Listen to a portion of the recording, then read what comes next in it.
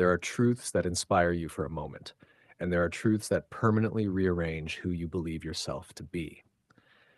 My name is Abdullah, and what I am about to share with you is not motivation. It is not a technique. It is not a system you follow for 30 days and abandon when nothing changes. What I am about to share with you is the most dangerous truth I know.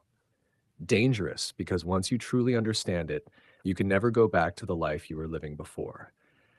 Dangerous because it removes every excuse, every escape, every reason to blame the world for what you have or have not received. And dangerous because most people, even after hearing it, will refuse to believe something this simple could be this powerful. I taught it to one student over 5 years. That student went on to change the understanding of consciousness for an entire generation.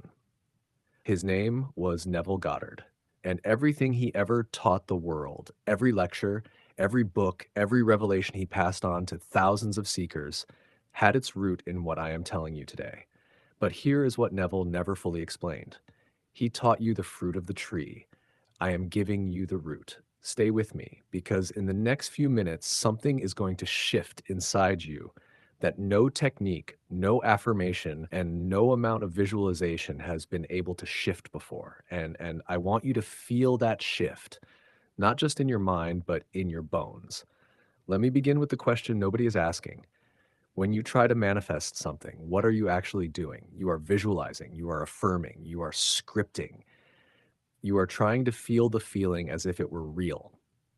All of this is effort, and effort is the loudest possible signal that you do not believe you already have what you want. Let me say that again because this is the turning point.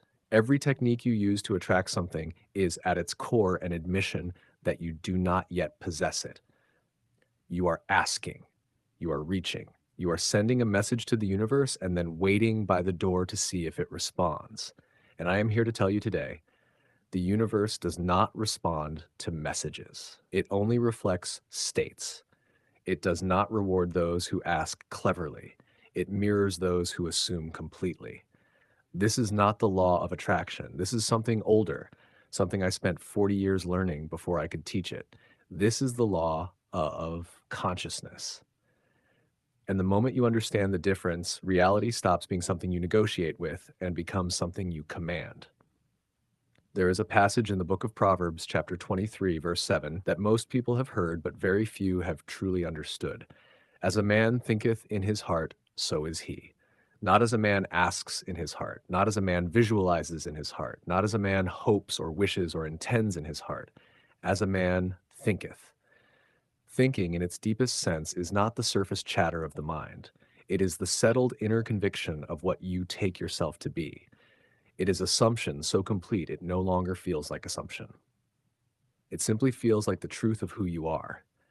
That settled inner conviction is what shapes your world, not your requests, but your being. And this is where almost every person who studies manifestation gets it wrong. They treat consciousness like a vending machine. Insert the right visualization. Select the right affirmation. Press the correct button with the correct feeling. Then wait for your desire to drop down into the tray.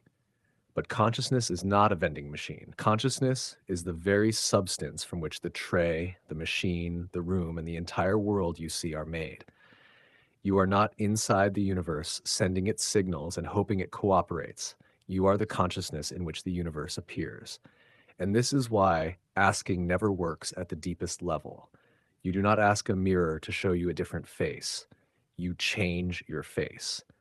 And the mirror, which is the entire outer world, every condition, every circumstance, every person who appears in your life, has no choice but to reflect the new face back to you.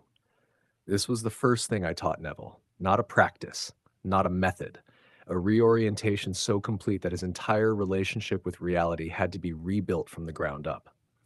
The world is a mirror. You do not talk to a mirror. You do not negotiate with it. You do not beg it. You do not try to impress it. You simply change what stands before it. Now, I want to give you the exact mechanism by which this works, because understanding the principle without understanding the mechanism leaves you in the same place most seekers remain, inspired for a few hours, then defeated by Tuesday. This is the mechanism. You are always imagining, you are always assuming something about yourself, about life, about what is possible for you. The question is not whether you are shaping the clay. The question is whether you are doing it deliberately or by default. Most people let their circumstances shape their assumptions. They see lack and assume lack. They see delay and assume failure. They see the spoiled vessel and rather than rework it, discard it. The master does the opposite. The master sees the vessel exactly as it is, then deliberately reworks it in consciousness, not waiting for the outer world to change first, but shaping the inner assumption first, knowing that the outer must follow. When you catch yourself checking for results, monitoring for signs, measuring whether it is working, you are no longer living from fulfillment. You have slipped back into the posture of someone who is waiting, and waiting is and asking is announcing absence. Return immediately to the state, not with force, not with desperation, but with the calm certainty of someone who knows the harvest is coming because the seed was planted. You are the potter. Your assumptions about yourself, about what is possible, about who you are in this world, are the hands on the clay. The world before you is the vessel. Stop asking it to change. Start deciding who you are, and watch the vessel rework itself before your eyes. This is the teaching I gave Neville, not in a single afternoon, but over years of practice, return, and deepening. Not because the truth is complicated, but because the human mind, conditioned by a lifetime of evidence-based thinking, requires time to fully trust what it cannot yet see. But you do not have to take years. You have been given the root today.